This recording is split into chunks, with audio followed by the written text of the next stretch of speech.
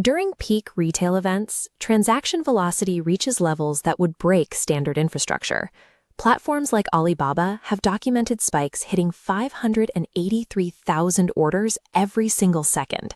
Legacy retail systems often fail under this load because they rely on monolithic, batch processing databases.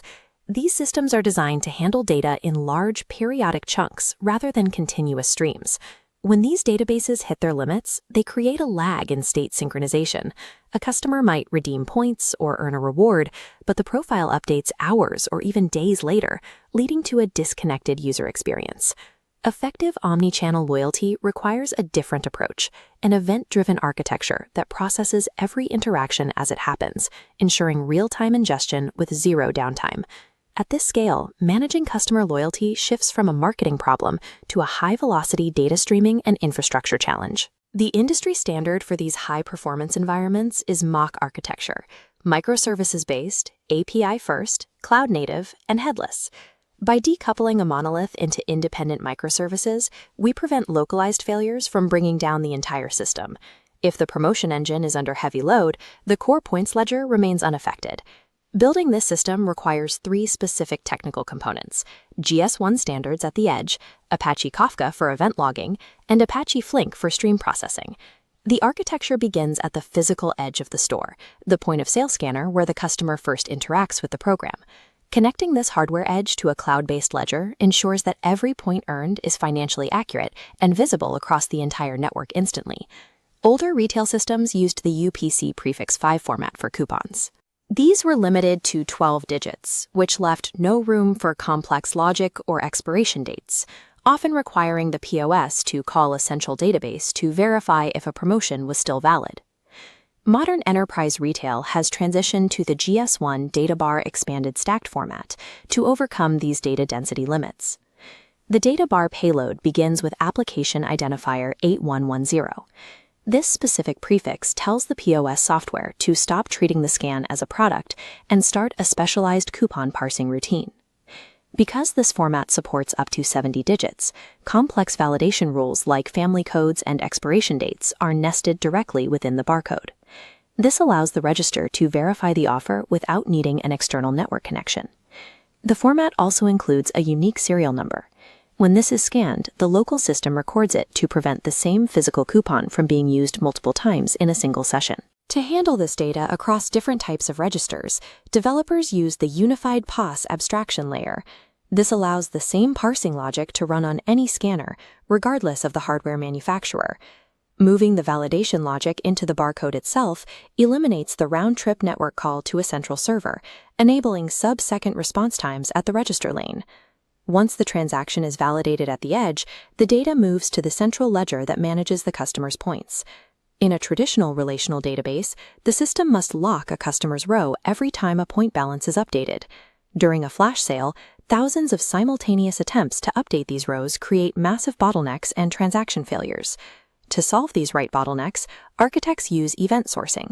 Instead of updating a single balance cell, the system uses Apache Kafka as an append-only log. Every transaction is stored as an immutable event, partitioned by customer ID to ensure that all actions for a specific user remain in the correct chronological order. We use a pattern called CQRS, Command Query Responsibility Segregation. Write logs and read queries are handled separately, so the high-speed ingestion of transaction data never interferes with a customer's request to see their balance. Asynchronous workers update a read-optimized database from the Kafka stream. When a user checks the app for their points, the system queries this read database, bypassing the heavy traffic on the Kafka write log. Decoupling these processes ensures that point accruals are never lost and that the ledger remains accurate even when traffic increases by 10 times its normal volume. Beyond financial tracking, the architecture must also turn this incoming data into immediate, personalized customer experiences. This is handled by Apache Flink, which performs stateful stream processing on the data flowing through Kafka. Register data often arrives out of order due to intermittent store connectivity. Flink uses a strategy called watermarking to resequence this data based on the actual time the transaction occurred, rather than when it arrived at the data center. By applying sliding windows to the stream, Flink can identify behavioral patterns within a session, like a customer who views 3 related items in 5 minutes, triggering a relevant offer before they leave the store. To keep the pipeline moving, Flink uses asynchronous, non-blocking I/O to consult remote machine learning models for recommendations. This allows the system to generate hyper-personalized rewards on the fly without slowing down the primary transaction stream. The efficiency of these microservices depends on how they store and retrieve data. The access patterns of a rules engine are quite different from the high-speed lookups of a customer data platform. For the rules engine, we use a document-oriented database like MongoDB. This stores data as BSON documents, which are organized in a tree-like structure. This nested structure is a perfect match for promotional logic. It allows a single document to contain all the complex if-then conditions for a reward, from store locations to tiered product requirements, without needing expensive database joins.